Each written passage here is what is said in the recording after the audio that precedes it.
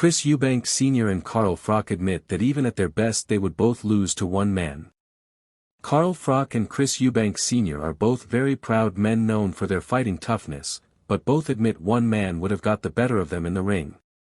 Froch and Eubank Sr. both held multiple super middleweight world titles, with Sr. also claiming straps down at middleweight. Froch was never stopped in his career and was only put down a couple of times, once against George Groves and once against Jermaine Taylor, but rallied both times to win by stoppage. He lost only 2 of his 35 fights and shied away from no one during his career. However, he recently admitted to Pro Box TV that had he fought multi-weight world champion Roy Jones Jr., he thinks he would have lost. He hits ya.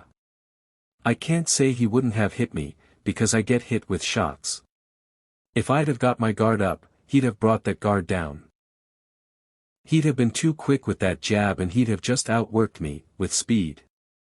Jones would have hammered me. You asked me what would have happened, he'd have beaten me up.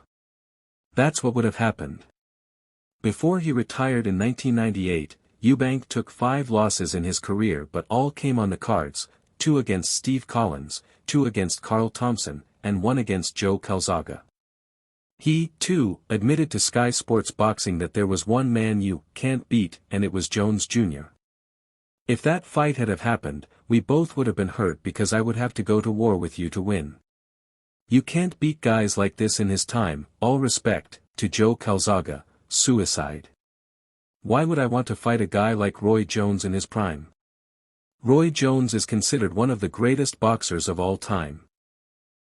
He won titles from middleweight all the way up to heavyweight and later went on to train Senior's son, Chris Eubank Jr., who fights Conor Benn to continue a generational rivalry this weekend.